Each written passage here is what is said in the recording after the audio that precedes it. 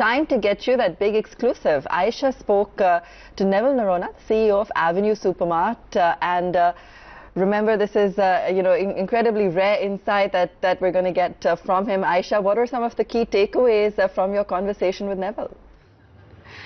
Thanks very much for that. Now, we all know how elusive management DMart is, so very rarely do you get a chance to speak with the MD and CEO, but we at ET now finally managed to clinch that deal with him, and we did have a written communication interaction with him. So here's what Neville Noronha told me. Now, you all know that over the weekend is when DMart reported their numbers. It was indeed a mixed bag, so I began by asking him about what exactly is their plan when it comes to store expansion, because that indeed has a direct bearing on their margins as well. So first on the margins, because I think just everyone on D Street really wants to know that about.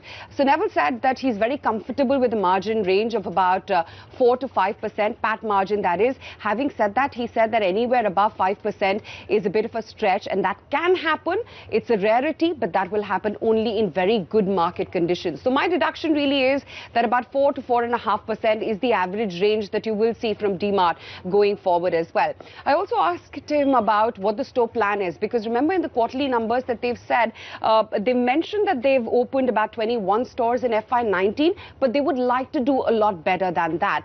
So yes, he's saying that, the same store sales growth has been pretty strong, and that's encouraged them to open more stores in FY20. Having said that, it's a management which is completely tight-lipped. They will not really give you any guidance, be it on stores or for that matter on their profitability. But the sense that you get is that definitely you will see an uptick when it comes to store expansion. Now let's come to store strategy. I asked Neville about whether or not they're going to follow the IKEA philosophy, wherein is it always going to be price versus growth for them? And he said not necessarily. While yes, price is an important determinant when attracting customers, that's not the only factor. And it's not like they're going to sacrifice growth just to garner more footfalls and offer attractive propositions and attractive prices to their customer. Then comes to pan-India ambition, because, we know that up until now, DMart has been a regional player, and Neville very categorically said that he doesn't mind being a regional player, so be it, but they're not going to compromise in growth. They're not going to be extremely they're not going to be aggressive with their expansion strategy. Slow and steady wins the race. In fact, he also very candidly says, kya kare, hum to aise hi hain, take it or leave it kind of attitude. They will be slow, but they will be steady. What they want to do is seep into a market, get their strong foothold there, get into every nook and corner of that particular state, and only then expand further. Talking about newer markets, so he said that, Karnataka, Andhra Pradesh, Telangana are markets which are doing very well for them. That's the newer markets that they have entered in. North India, they're saying they're still learning the ropes of the business when it comes to that particular geography. But yes, taking it slowly and easily over there.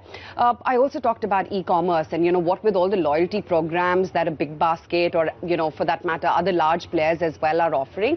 And they said that, they know they have been a late entrant when it comes to the e-commerce business, but they're saying, and time and again, and I think Nikunj will agree with me over here, I guess that comes from the founder Radhakrishnan Damani's philosophy that they're not going to lose money recklessly. That's not in their DNA. So yes, they're saying that they are observing and they're monitoring the market conditions, but they're not going to jump into it completely blindly.